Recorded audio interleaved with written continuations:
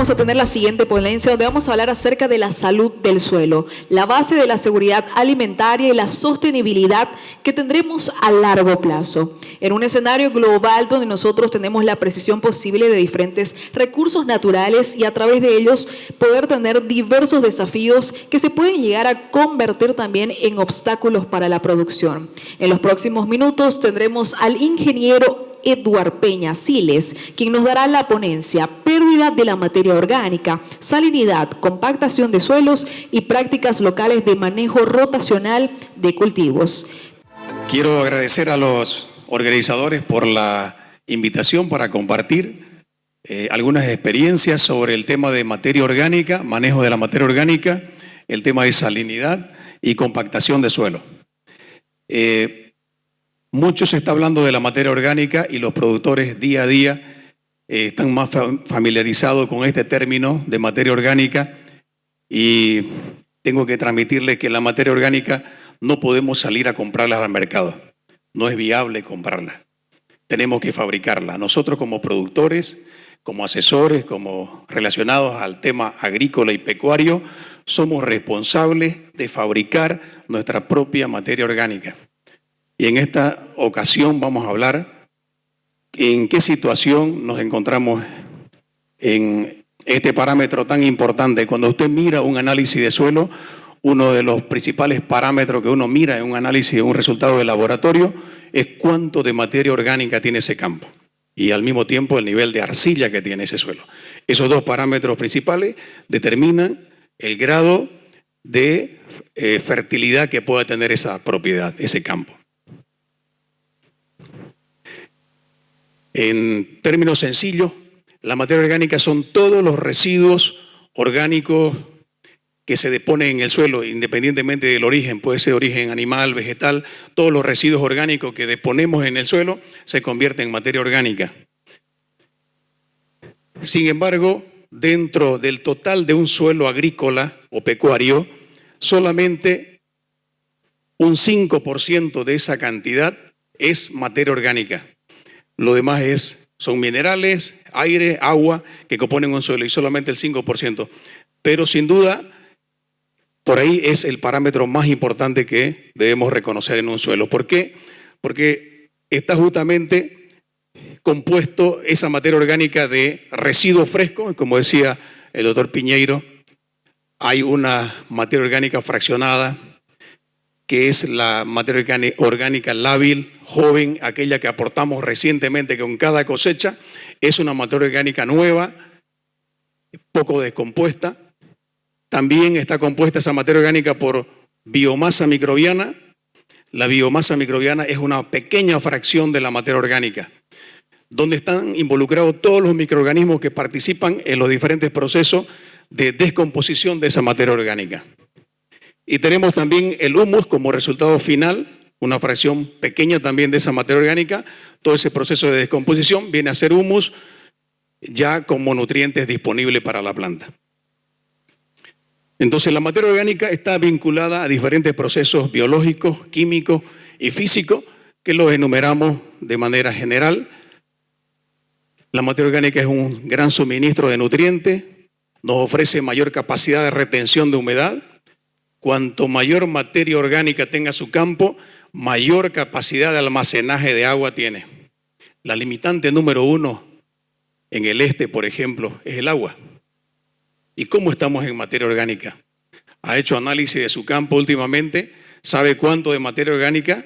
¿Sabe que eso determina la capacidad de almacenaje de agua? Beneficia la estructura del suelo. Cuanto mayor materia orgánica, tenemos un suelo con mayor infiltración, con mejor almacenaje de agua, con mejor estructura. Previene la erosión, diferentes tipos de erosión hídrica, eólica, proporciona nutrientes y energía para los microorganismos, se tiene un nitrógeno más estable a medida que vamos aportando materia orgánica, tiene un efecto tamponador, un efecto buffer, estabilizador del pH del suelo. Cuando vamos perdiendo materia orgánica, hay una correlación positiva en una subida del pH. Cuando el pH va subiendo, mire su materia orgánica, está cayendo. Entonces los ácidos húmicos, ácidos orgánicos, son estabilizadores de la materia orgánica. Y como dijimos, aumenta el suministro de nutrientes. La materia orgánica prácticamente es la madre de los nutrientes, especialmente nitrógeno. El 5% de la materia orgánica es nitrógeno. Entonces, cada vez que usted aporta residuos rastrojos al suelo, el primero que se beneficia, el primer nutriente, macronutriente, es el nitrógeno, azufre, boro, fósforo, entre otros.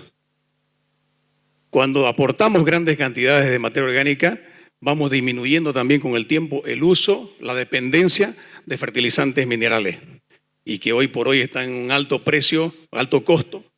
Entonces, cuanto mayor materia orgánica podamos fijar en un suelo, mejor. Hay empresas que están haciendo ahora todo por aprovechar todos los residuos orgánicos de las avícolas, de los confinamientos de ganado bovino, para convertirlo en una materia orgánica compostada y poder devolverlo al suelo y no desperdiciarlo. Pero eso lleva un alto costo, obviamente. Pero ¿cuál es la situación de la materia orgánica en nuestro suelo? Estas son las principales zonas de producción agrícola y de soya en Santa Cruz. Tenemos la zona norte, de Santa Cruz, la zona este y la Chiquitanía son las principales zonas de producción de soya actualmente. También, en menor medida, la zona central y la zona sur. En diferentes trabajos que hemos venido realizando en estos últimos 5 años, aquí son resultados de los últimos 5 años, y vemos que, ¿me permite el puntero? Pero con eso no puedo pasar, ¿no? Bien, el promedio, fíjense, de materia orgánica en el norte cruceño, 1.4%. Evidentemente, la materia orgánica original en el norte no ha sido muy alta tampoco. Pero hoy por hoy estamos en un promedio bajo. De 2% para abajo se considera un nivel crítico. La zona este en 2.3%. Y fíjense que la zona este hace 25 años, para los colegas agricultores más mayorcitos como yo, hace 25 años, 30 años, veíamos análisis del CIAT con resultados de materia orgánica en el este, con 3.7%, 4% suelos nuevos. Pero hoy por hoy, vamos a ver los resultados más adelante a detalle, 2.3%. Hemos tenido una caída drástica de la materia orgánica. Y los suelos más antiguos probablemente de Santa Cruz, la zona central, con varios años de algodón, con caña, y en esa renovación de la caña viene el cultivo de soya, por eso lo hemos incluido en esta presentación, con 1.8%. Y un poco menos importante la zona sur de Santa Cruz, desde Las Brechas, al sur de la ciudad, hasta la zona de Charagua, con 2.2%. Y la Chiquitanía, que es una zona que tiene menos de 10 años de intensidad agrícola, con 2.6%. Hoy por hoy tiene todavía un buen nivel de materia orgánica que hay que cuidarlo y que hay que protegerlo. Sin embargo, paso a algunos insumos más. Fíjense que el nivel, lo que caracteriza en términos de textura, en la zona norte de Santa Cruz tenemos son suelos con alto contenido de limo. El limo es una fracción granulométrica intermedia entre la arena y la arcilla, que no estructura fácilmente, es decir, son suelos que se planchan fácilmente, se destruyen su estructura fácilmente si están expuestos. El impacto de la gota de lluvia destruye fácilmente un suelo que tiene alto contenido de limo, 67% de limo en promedio, y la zona este 56%.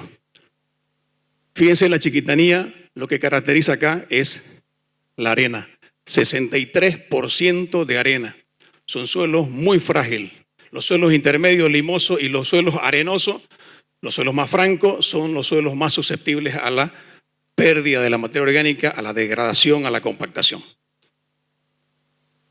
La zona central con 38% de arena y 44% de limo, y la zona sur con 56% de arena, muy parecido a los suelos de la Chiquitanía. Además que la Chiquitanía debemos tener cuidado, mucho más cuidado con el manejo, con la siembra directa, con la cobertura, tener un suelo completamente cubierto todo el tiempo, porque son suelos ondulados, a semi-ondulados, y eso facilita también la erosión. Más importante que hacer terraceo, que hacer cultivos en terraza, es cubrir el suelo, tener un 100% del suelo cubierto con rastrojo. Y para ello hay muchas gramíneas que podemos utilizar, como las pasturas, la braquiaria, sorgo forrajero, capín sudán, mileto, etcétera. Hay un sinnúmero de especies gramíneas que podemos aportar, sembrar para poder mantener esa materia orgánica. Adicionalmente, para completar un poco el panorama de la característica de los suelos en Santa Cruz, fíjense que el nitrógeno es el elemento deficitario en las principales zonas de producción de soyera, el norte, el este y la Chiquitanía. Por tanto, el doctor Piñero hablaba también de una necesidad. Fíjense que la soya, recién a partir de los 30, 35 días, empieza a fijar nitrógeno atmosférico a través de la simbiosis con las bacterias rizobianas. Antes de eso, la soya vive del nitrógeno del suelo. Pero si tenemos suelos deficitarios, carentes de este elemento, vamos a tener una deficiencia desde el arranque. Y eso probablemente esté afectando, no permita la subida de la productividad en los suelos cruceños. El fósforo es otro macroelemento. En el norte cruceño está en niveles medio a bajo. En el este son suelos muy ricos en este macroelemento y la Chiquitanía muy bajo. Sin fósforo, sin pentóxido, no podemos producir en la Chiquitanía. Imposible producir un maíz de 4 o 5 toneladas si no aplicamos fósforo en la Chiquitanía, porque es muy bajo el nivel de fósforo que se tiene. El potasio, otro macroelemento primario, en el norte está en niveles medios abajo. Hay sectores sectorizados en las propiedades donde se tiene deficiencia de este macroelemento. El este también es alto, aparte de fósforo, es alto en potasio, muy rico en potasio. De hecho, cuando uno lleva muestras de suelo a otros países como Brasil o Paraguay y ven los niveles de fósforo y potasio, lo primero que preguntan si es suelo o es fertilizante, porque los niveles son demasiado altos. El azufre, otro macroelemento secundario, por cierto, alto a medio en el norte, medio a bajo en el este, probablemente después del nitrógeno en el este, es el macroelemento más carente que encontramos, especialmente en suelos franco-limoso a franco-arenoso. Los más livianos, los suelos de alturas, de loma, presentan niveles críticos de este macroelemento. Y fíjense la Chiquitanía, también potasio, azufre es deficitario. Y el potasio tiene una función como promotor de la proteína en la soya. Si no hay, el azufre, si no hay azufre suficiente, en la Chiquitanía hemos visto que el ciclo se acorta. Variedades de 125 días, 120 días, en 95 días ya están en madurez fisiológica, entran a senescencia por la deficiencia notable de azufre. El calcio, fíjense, es alto en las tres zonas. El magnesio muy alto en el norte, eso también no es bueno, tener demasiado magnesio como el norte y el este, y en la Chiquitanía en niveles medio altos. De ahí que la relación calcio-magnesio, y eso seguramente Nahuel mañana nos va a explicar un poco más en su presentación. Fíjense que la relación calcio-magnesio está en desequilibrio, por debajo de equilibrio en el norte. Significa, cuando hacemos la división de la cantidad de calcio y magnesio, queremos ver en qué medida el magnesio está provocando un efecto antagónico en la disponibilidad del calcio. Y aquí me dice que sí, evidentemente el magnesio está afectando en la disponibilidad. No porque el calcio sea bajo, sino porque hay exceso de magnesio en los suelos de Santa Cruz, en la zona norte. En la zona este hay algunos sectores en desequilibrio y otras zonas en equilibrio. En la Chiquitanía está en forma equilibrada, una buena relación calcio-magnesio. Eso un poquito para... Ahora entramos en detalle para ver el promedio de la zona norte en materia orgánica 1.4 Y lo interesante acá es que el 81% de estas más de 7.000 muestras tomadas están por debajo de 2%, están en niveles bajos a muy bajos. Eso es lo crítico. Y como decía el doctor Piñeiro, no podemos avanzar, tener alta productividad, alta disponibilidad de nutrientes si nuestra materia orgánica está pobrísima. Creo que hay que hacer un giro de 180 grados, cambiar de dirección en la forma que estamos haciendo la agricultura. No podemos seguir haciendo agricultura en un suelo desnudo. Imposible. En el este es como entrar a la guerra prácticamente derrotado. Por el tema de que la pérdida de agua por evapotranspiración es muy elevada y tener un suelo descubierto con alta temperatura vamos a perder. Y el aporte también de nutrientes, el almacenaje de agua va a ser muy bajo. Aquí en el norte, sabemos que el norte cruceño tiene como 25 años aproximadamente de explotación agrícola, pero hemos sacado nosotros algunas muestras en varios sectores del monte natural, de lo que era el monte natural. En realidad no era un monte alto, eran chuchiales principalmente en el norte, como tipo Tacuara, no era monte alto. Sin embargo, en esos sectores teníamos un promedio de 2.5% versus el promedio actual. Tenemos una caída del 44% de la materia orgánica en estos últimos 25 años que se viene trabajando aproximadamente en el norte. En la zona este, el promedio, como dijimos, 2.3%. Fíjense que el 38% de las muestras tomadas, que son casi 10.000 muestras en esta zona, está en niveles bajos, niveles críticos, y el 58% va en ese camino también.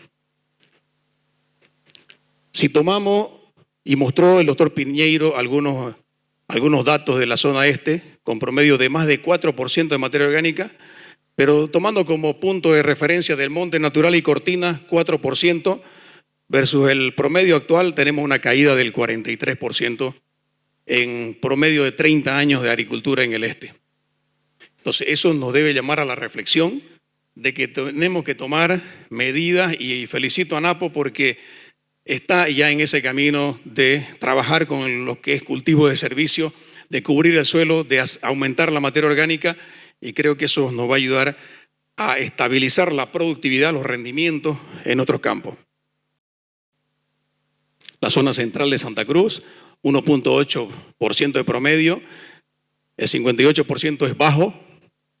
Hay zonas, en la zona sur de Santa Cruz, en la zona central, suelos más franco-arenosos, en la zona del entorno de Guarne, Montero, hasta Santa Rosa, con niveles de 0,5% de materia orgánica, suelos franco-arenosos. Entonces una pérdida, si consideramos como punto de partida 3.5% en este tiempo, en más de 50, 60 años que tiene esta zona central de agricultura, prácticamente hemos perdido un 50% de su materia orgánica. La zona sur, 43%, el promedio es 2.2 y el 43% de los análisis dan como en franja roja, bajo y moderado 53%. Aquí no tenemos muestras de monte natural. Y finalmente en la Chiquitanía, fíjense que de 7.000 muestras en la Chiquitanía, 7.000 análisis, el 2.6% de promedio tenemos acá. Y fíjense, si tomamos como referencia el promedio, antes que eso, el 25% de esas muestras da nivel bajo y el 67% a nivel medio. Pero no nos olvidemos que son suelos franco-arenosos, franco-arcillo, arenosos, predominantemente en más de un 75% de los campos en la Chiquitanía. Si tomamos como punto de partida, y evidentemente hemos tomado muestras de monte natural, de cortinas en varias zonas de la Chiquitanía, y nos da un promedio de 3%. Evidentemente hay lugares hasta con 4% y lugares con un poco menos de 3%. Tomamos como materia orgánica inicial de 3%. En estos menos de 10 años que lleva la Chiquitanía, ya hemos tenido un 13% de impacto en la reducción de la materia orgánica. Y no queremos ser catastróficos con esto, pero queremos decir la verdad. como el médico tiene que decir la verdad al paciente y tenemos que tomar medidas de control acá. Y voy a tomar como referencia con mucho énfasis el tema de la chiquitanía por el tipo de textura que tienen estos suelos. Bien, muy rápidamente vemos que la caída de la materia orgánica está muy ligada a la materia orgánica original. Cuanto más alto el nivel de materia orgánica de un monte natural de donde estamos arrancando, es más vertiginosa la pérdida de esa materia orgánica. El nivel de arcilla también determina, cuanto más arcilla tiene un campo, es más estable la materia orgánica, como lo dijo el doctor Piñeiro. Cuanto más residuos estamos aportando o no estamos aportando a nuestro campo, o el poco rastrojo que tiene su campo lo hace fardos y lo vende como para los campos ganaderos, para los ganaderos. Hay muchos agricultores, menonitas, pequeños productores que logran hacer rollo de esa poca cobertura que tiene el campo y lo venden. Hasta rollo de trigo hemos visto. Entonces, el año pasado se ha hecho mucho rollo de malojo de caña. Como fue un año muy seco, los ganaderos no tenían alimento para el ganado, pero se vendía como pan caliente en los rollos de malojo, de la caña de azúcar. Sistema de labranza, si estamos haciendo una labranza convencional, es prácticamente uno de los principales factores de degradación de la materia orgánica. Y el tema de precipitación y temperatura, y como también la quema de rastrojo. Muchos ganaderos, pecuarios siguen quemando su rastrojo, muchos cañeros, y da una pena ver los campos cañeros, que sigue la quema como una práctica anual antes de la cosecha. ¿Cómo afecta la arcilla? Fíjense, en la degradación de la materia orgánica, los microorganismos son los responsables de hacer una descomposición, una oxidación de la materia orgánica y se emite una pérdida como CO2 a la atmósfera. Entonces estamos provocando un efecto invernadero, una pérdida de la materia orgánica, especialmente cuando tenemos poca arcilla. A medida que sube el nivel de arcilla, se forman los complejos arcillo-húmicos como una protección de la materia orgánica y los microorganismos no tienen acceso directo con facilidad a esa materia orgánica. Entonces se reduce la emisión de CO2, la pérdida es menor de la materia orgánica. Y fíjense en resultados de otros trabajos de otros países, vemos que a medida que aumenta aumenta la arcilla y el limo, la materia orgánica es mucho más estable. A medida que tenemos menos arcilla y limo, la pérdida de materia orgánica también es mayor, ¿no? Por el contrario. Entonces, si queremos, no podemos cambiar la textura. La arcilla y el limo es la génesis del suelo. No podemos hacer un cambio. Por lo tanto, tenemos que convivir con eso y aportar mayor cantidad de residuos para poder minimizar ese efecto. Reunimos los datos de análisis del norte de Santa Cruz y del este y nos da esta curva, esta gráfica. Vemos que a medida que tenemos mayor índice textural, el índice textural es la suma de la arcilla más el 50% del limo. Cuanto mayor arcilla y limo tengamos, es más estable la materia orgánica. Y a medida que vamos, como los suelos de la Chiquitanía, estaríamos en este sector de acá, menos arcilla y menos limo, entonces la pérdida de materia orgánica va a ser más drástica. Y eso es lo que nos espera en el poco tiempo si hacemos un mal manejo. La precipitación anual también es un factor importante en términos de, en zonas con mayor precipitación, 1200, 1400 milímetros, tenemos una alta capacidad de hacer biomasa que se va a convertir en materia orgánica. En este caso, zonas con menor régimen pluviométrico es muy difícil fabricar más materia orgánica.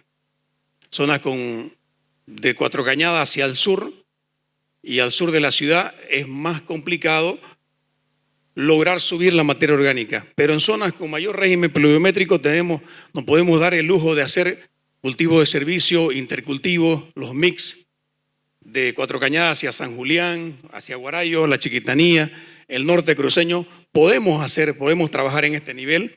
Entonces esos suelos tienen mayor posibilidad de fabricar más materia orgánica. La temperatura, fíjense que la temperatura menos de 25 grados La actividad microbiana es menor que la producción de las plantas, pero a partir de los 25 grados para adelante hay una alta descomposición. Los microorganismos son los responsables de oxidar esa materia orgánica y cuando incorporamos esos suelos, esos rastrojos en el suelo, mediante la labranza convencional, con humedad y temperatura tenemos una alta descomposición de esa materia orgánica. Pero en suelos con temperaturas menores hay un almacenamiento, una ganancia más estable de la materia orgánica. Asimismo, quiero que consideremos algunos aspectos.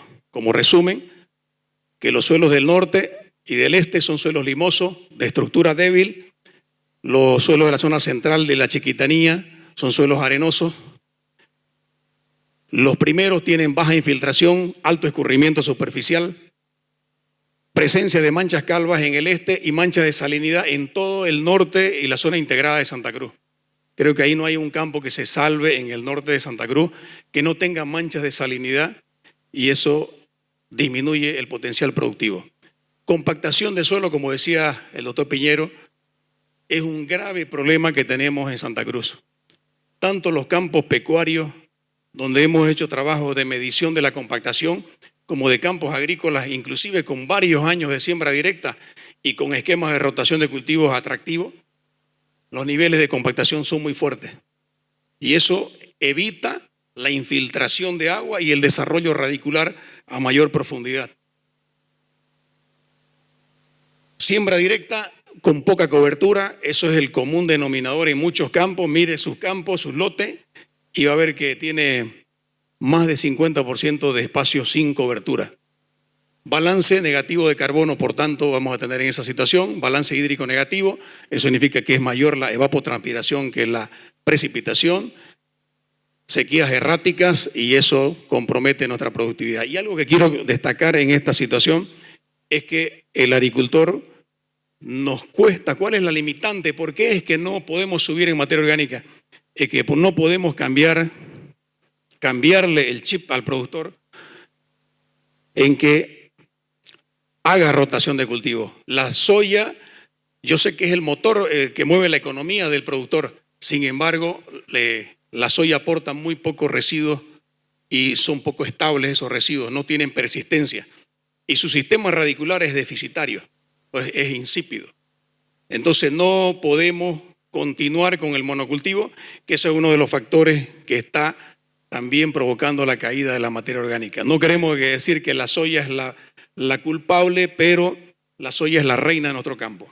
Necesitamos obreros, trabajadores que trabajen para la soya. Y eso significa pasar por gramíneas, por cultivo de servicio, por mix, leguminosas, etc. Esta imagen me gusta mostrarla. Disculpen. ¿Dónde fue el inicio de la agricultura de un productor, un Richard, un Abraham, un Juan Carlos? ¿Dónde empezamos?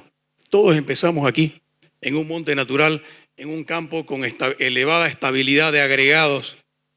Un campo tiene una infiltración de más de 500 milímetros por hora y los campos agrícolas menos de 40 milímetros. ¿Qué pasó ahí? Este monte natural al cual tenemos que imitar tiene hojarasca, raíces, porosidad continua, agregación, flujo continuo de carbono, mantiene la materia orgánica. Ustedes han visto que un monte natural se degrada. No ocurre tal cosa. Los montes tienen miles y miles de años y siguen su fertilidad y el potencial productivo. Tiene un flujo de almacenamiento de agua, aire, temperatura, reciclaje, almacenamiento químico en el suelo, mantención de la biodiversidad. Pero ¿qué pasó? Entramos a hacer agricultura y pasamos directamente a labranza convencional, donde destruimos la materia orgánica, poco aporte, reducción de la materia orgánica, laboreo continuo. Esto es uno de los enemigos de la fertilidad, de la materia orgánica. Entonces, como decía el doctor Piñero, tenemos que volver a recuperar esos suelos. Y creo que deberíamos haber pasado lo más antes posible a este sistema que es un imitador de lo que ocurre en el monte natural. La siembra directa, elevada estabilidad de agregados, ausencia de laboreo, cobertura permanente del suelo. No podemos hacer siembra directa con cobertura del 30-40% apenas del campo. Eso no es siembra directa. Se conserva la humedad, la temperatura, quiero decir la materia orgánica, actividad biológica, es decir, hacemos en esta situación, hay una realidad muy parecida al monte natural. Esta es la actividad que no tenemos que hacer y es la que hemos venido haciendo hasta ahora. No todos, pero muchos productores. Y ese es el resultado de la caída de la materia orgánica. Bien, y este círculo vicioso donde el desmonte elimina ese horizonte orgánico, pasamos a una quema en los cordones de esa materia orgánica, lo mandamos a la atmósfera, todo eso, y queda ese cordón como un ladrillo totalmente calcinado. Pasamos a muchos años de labranza convencional. Esta es la realidad. Esta foto es del año pasado en el norte cruceño, después de una lluvia. Entonces, fíjense que ahora esta campaña, estos días, esto es en el norte de cruceño, y tenemos, aparte de tener un suelo desnudo, tenemos presencia creciente de salinidad.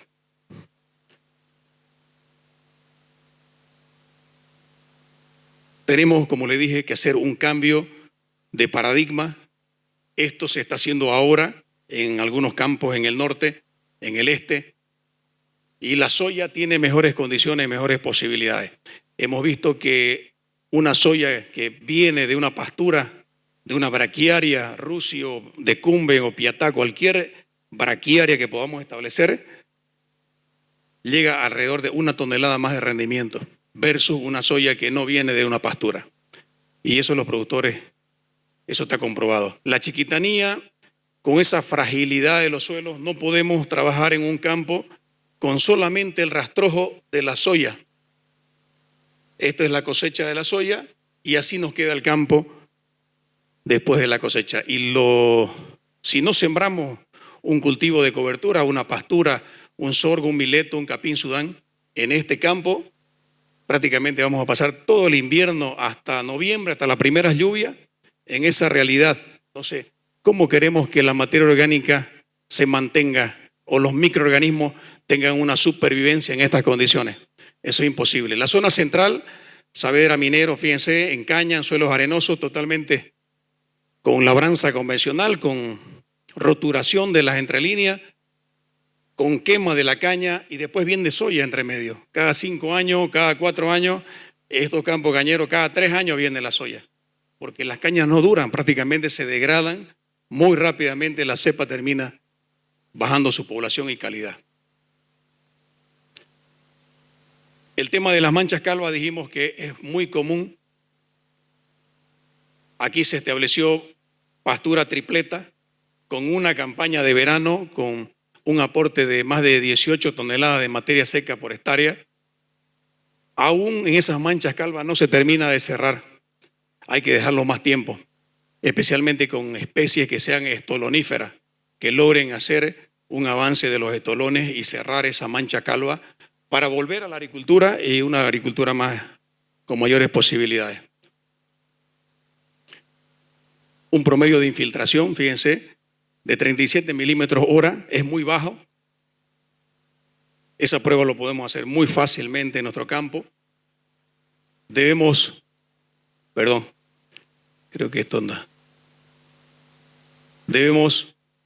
maximizar el tema de infiltración y minimizarle el escurrimiento superficial. El agua se nos está yendo. Si usted analiza cuántos milímetros le cae en el verano, yo veo los datos de diferentes propiedades en el este, que es más limitante el agua, 700 milímetros, 800 milímetros, y la soya necesita 500, 600 milímetros para un rendimiento de 3 toneladas. Obviamente la distribución no es la adecuada, pero tenemos un gran problema, un alto escurrimiento superficial. Donde no hay rastrojo, no hay raíces, no hay macroporos, el agua tiene velocidad, escurre, no infiltra. Y otro problema que tenemos que afrontar en la zona central, la zona de Okinawa y todo el área circundante hasta Petagrande y por el otro lado del Río Grande, la zona este, la zona de Berlín, desde los troncos Berlín hacia el norte, tenemos un problema de salinidad, conductividad eléctrica alta. Y hay un problema que en esa salinidad, cuando aparece un elemento como el sodio, eso es mucho más grave, porque el sodio no es un elemento esencial. Fíjense, la bremura es una de las únicas especies que soporta las manchas de sodicidad. Y en este último mes que tuvimos mucho sur, una humedad relativa muy baja, tuvimos un ascenso de sales a la superficie muy drástico. El agua se evapora, las sales no evaporan, se cristalizan en la superficie y tenemos una ganancia de salinidad.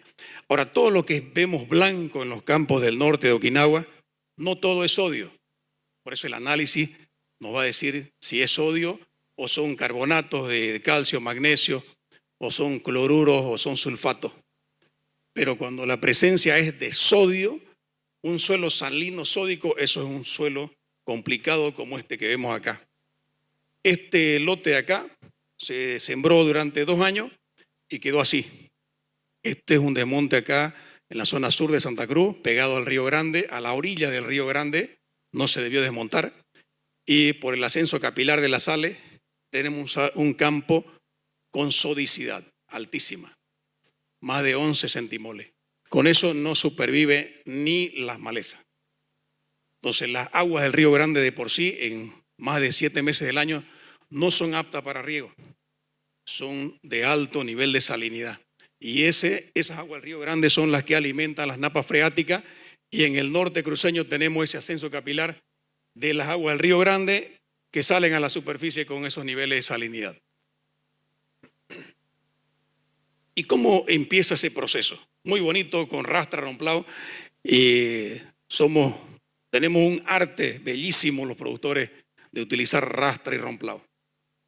Con niveladora. Y el romplado lo metemos a 10 centímetros, 12 centímetros, la rastra a 5 o 7 centímetros. Pero queda un campo totalmente hermoso. Pero fíjense lo que ocurre acá. Viene la soya muy bien y empiezan a salir, viene una lluvia incluso, pero los niveles de sales van saliendo por ascenso capilar. Es un ciclo vicioso que no es lo correcto. No se puede seguir haciendo soya en estas condiciones. Tenemos que tener un suelo totalmente cubierto. Y en resumen, fíjense, en la zona norte de Santa Cruz, ¿cómo estamos en términos de sodicidad, el nivel de sodio? Aclaro, el sodio no es un elemento esencial, las plantas no consumen sodio, pero se lo analiza para ver por qué es un elemento tóxico en los suelos alcalinos, así como el aluminio no es un elemento esencial y se lo analiza en los suelos ácidos. Deberíamos estar en torno de 0,3 a 0,6 centimoles por litro, pero sin embargo, una buena cantidad de análisis en esta zona están por encima de ese nivel. Y eso significa sodicidad. En la zona este, los campos circundantes al Río Grande tienen el mismo problema. La zona central, lo propio, con niveles muy altos de sodio. Hay campos que tienen hasta 11 centimoles de sodio. ¿Y qué hacer con eso? ¿Cómo lo manejamos? ¿Cómo lo bajamos el sodio? Se nos ocurrió hacer este trabajo en una propiedad en la zona este, en la zona de Berlín, casi 500 hectáreas, donde se tenían manchas calvas, lotes hasta con 40% de mancha de salinidad, y se nos ocurrió hacer un muestreo de la mancha calva y una muestra del lugar del suelo normal. Hicimos unas 60 muestras y estos son los resultados que hemos obtenido. El pH es más alto en las manchas, en las zonas manchas salinas. Fíjense, el fósforo es más bajo en las manchas salinas. El azufre es exageradamente alto en las manchas salinas. ¿Qué significa eso? Que las sales principales, los aniones principales en esas condiciones son sulfatos, presencia de sulfato y el sodio, obviamente. Sabíamos que el sodio estaba alto, exageradamente alto en esas manchas salitrosas. El magnesio, fíjense que también el magnesio excesivamente alto, el magnesio debería estar en torno de 1 centimol. Acá estamos en torno de 12 centimoles. Eso es exageradamente alto y el magnesio en el suelo es muy competitivo en ese intercambio catiónico en los coloides del suelo. Él participa demasiado. Debería participar con un 10 a 15% de los espacios de intercambio, pero con estos niveles está participando casi 50% de los espacios de intercambio. Desplaza al calcio y desplaza al potasio en estas condiciones. Y de hecho la relación calcio-magnesio nos está indicando justamente que los suelos salinos tienen una baja relación calcio-magnesio. Una relación ideal es 4:1 hasta 8:1 de calcio por magnesio. Pero en este caso es una relación invertida, incluso una relación muy baja. ¿Qué va a significar eso? Que el calcio y el potasio no van a estar de forma disponible en este campo. La materia orgánica también se ve afectada, fíjense, si bien en ambos casos, en los lugares no salinos también es baja, pero es mucho más baja en los lugares salinos. Y la biomasa microbiana, como habíamos hablado a un principio, que es una fracción de la materia orgánica, también se halla en niveles críticos en las manchas salinas. Entonces, eso no ocurre lo mismo, no es la misma realidad en las manchas calvas en el este, porque ahí no es problema de salinidad. Esto estoy hablando de las zonas con manchas salinas circundantes al Río Grande. Pero ¿qué hacemos en esta situación? Para ir finalizando. Hay una herramienta de fácil acceso, de bajo costo, que es el yeso agrícola. ¿Se lo utiliza para qué? Para solubilizar el sodio intercambiable tóxico.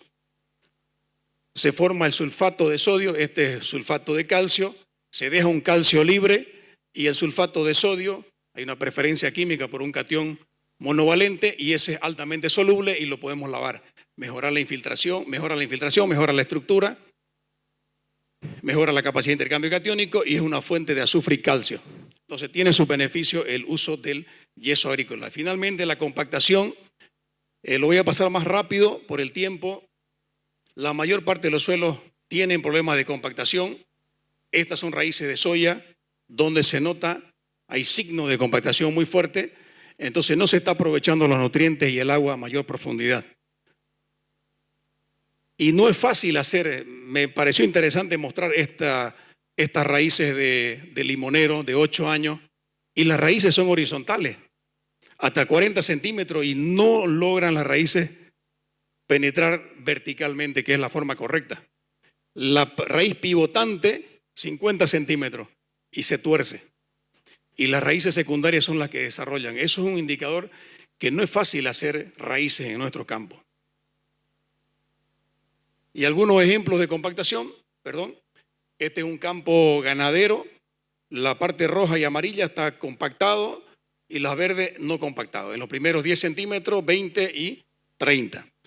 En la zona este vemos que no hay compactación en este campo, en las dos primeras capas, pero a partir de los 20 centímetros ya vemos sectores con problemas de compactación.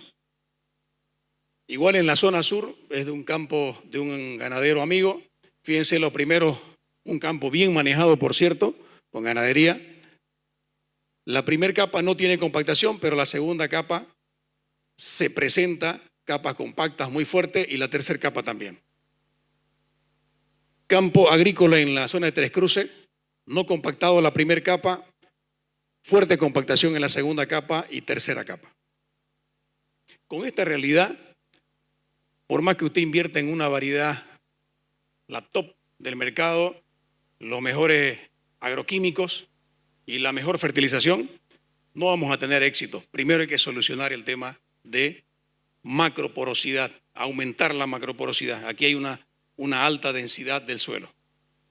Y así podemos mostrar un sinnúmero de ejemplos de campos donde se tiene restricción para el desarrollo radicular, especialmente a partir de la segunda capa. Pero en muchos campos donde no hay cobertura, son suelos limosos, con estructura débil, se tiene esta realidad. Adensamiento superficial que nos dificulta la emergencia de las plántulas. Y nuestro campo, nuestra realidad es esta. Esa es la realidad de nuestra cobertura. En esa condición no podemos tener éxito. Esta es la realidad a la que tenemos que llegar, el objetivo que tenemos que alcanzar. Así están nuestros campos, sin cobertura. Como vimos en la Chiquitanía también, y esto es en la zona este. El exagerado uso del rolo faca también es una situación que nos lleva, estamos exponiendo el suelo a las condiciones, al impacto de la gota de lluvia. Una prueba muy rápida que podemos hacer, un suelo con 75% de limo, un suelo roturado, nivelado, descompactado, y prácticamente la estructura no existe en ese campo. Y esta muestra de acá es del monte natural, ahí al lado, y tenemos mejor agregación. Y eso es lo que ocurre cuando hay una lluvia acá. Esto es un barro realmente. Es una estructura totalmente destruida. Y la temperatura, sin duda, cuando muestreamos a mediodía en un suelo desnudo, tenemos hasta 51 grados a veces. Pero cuando tenemos cobertura, la temperatura está entre 28 y 30 grados. Voy a pasar rápidamente, creo que con esto vamos a cerrar. ¿Cuál es la cantidad mínima de carbono que yo debería fijar para poder mantener un balance cero de carbono? Es decir, que la materia orgánica no se me pierda, no caiga.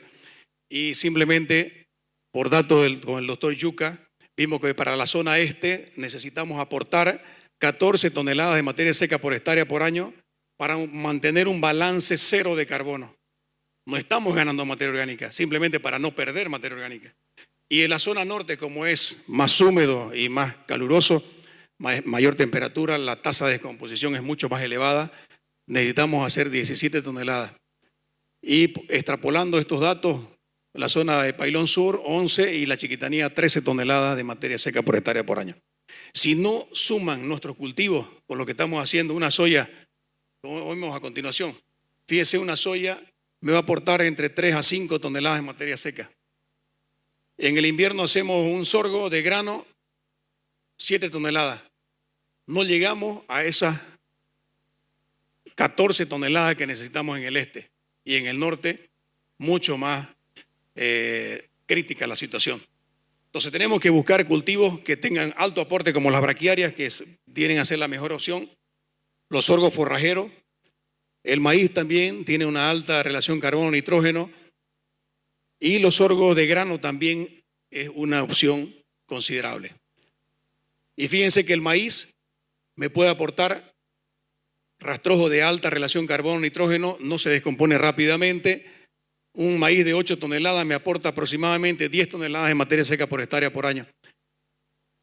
La parte aérea. Y las raíces, la literatura dice que más o menos 2 toneladas serían de raíz, materia seca de raíz. En total estamos aportando 12 toneladas haciendo un maíz de alto rendimiento para nuestra zona.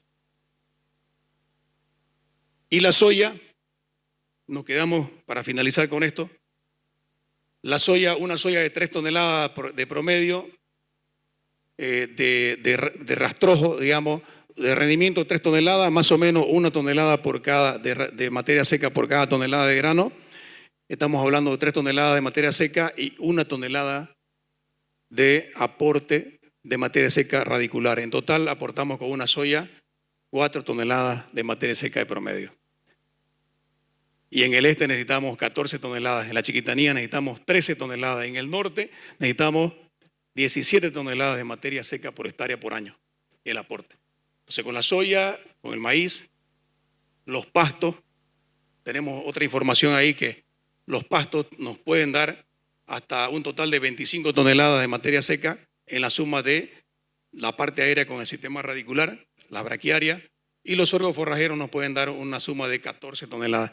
Son algunas de las opciones que podríamos tomar en cuenta en nuestro esquema de rotación, pensando en la mantención por lo menos de nuestra materia orgánica y evitar la pérdida de este parámetro tan valioso.